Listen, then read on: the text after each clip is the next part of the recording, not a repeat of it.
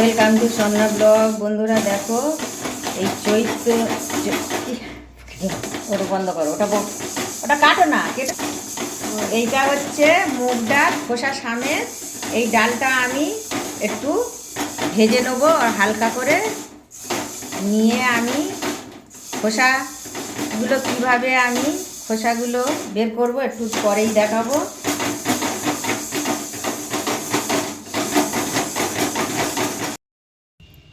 এখানে আমি এই কুলোয় ঢেলে নিয়েছি গরম ডালটা, আর এখানে একটা বস্তা নিয়েছি, আর এই যে একটা পিঁড়ে নিয়েছি। পিঁড়ের মধ্যে এই বস্তার মধ্যে পিঁড়েটা দিয়েছি, দিয়ে এরকম করে নিয়েছি। এবার আমি ডালের খোসাগুলো তুলব।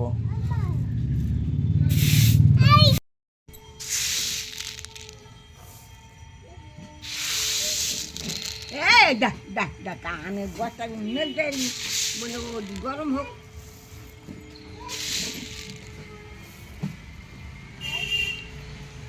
এখানে আমি ডাল পিঁড়ের উপর নিয়েছি। এবারে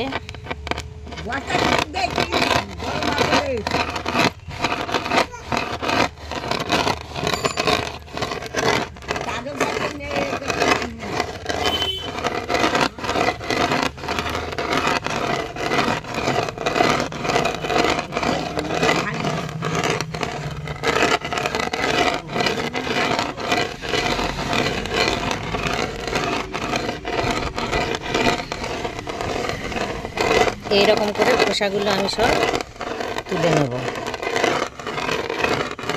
পিঁড়ের বস্তার মধ্যে পিঁড়ে ঢুকিয়ে দিয়েছি, দিয়ে আমি নোড়া দিয়ে ডলে নিচ্ছি। এই ডলার পরে খোসাগুলো সব উঠে যাবে, ঝাড়বো, ঝাড়লে সব খোসাগুলো উঠে যাবে।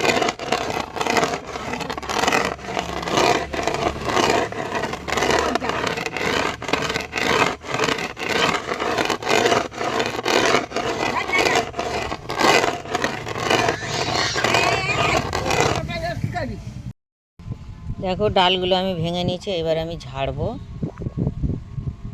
ডাল বের করে নিয়েছি, আর এই যে খোসা, এইগুলো হচ্ছে খোসা, এইগুলো হচ্ছে খোসা, এই যে ডালের খোসা, আর এগুলো হচ্ছে ডাল। এই বাড়িতে ডাল ভেজে আর খোসা ছাড়িয়ে রান্না করলে ভালো টেস্ট হয়। পিঁড়েটা এবার বের করে নেবো।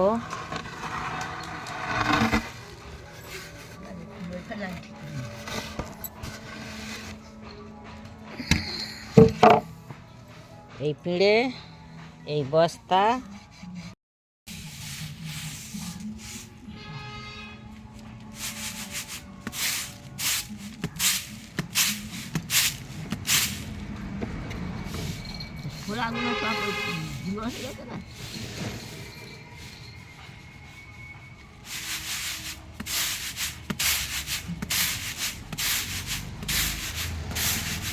এই যে আমার শাশুড়ি মা, 90 বছর বয়স, কিন্তু উনি এখনো অনেক কাজ করে।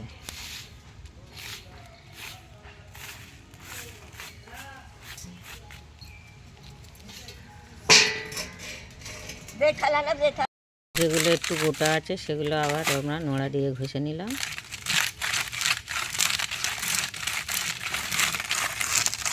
এই যে এই ডালগুলো হয়েছে,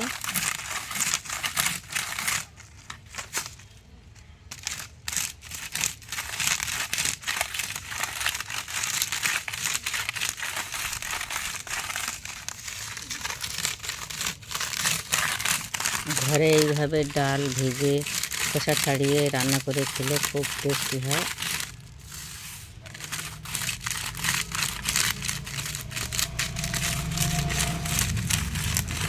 আর এইগুলো খোসা বেরিয়েছে, এইগুলো হচ্ছে খোসা বেরিয়েছে।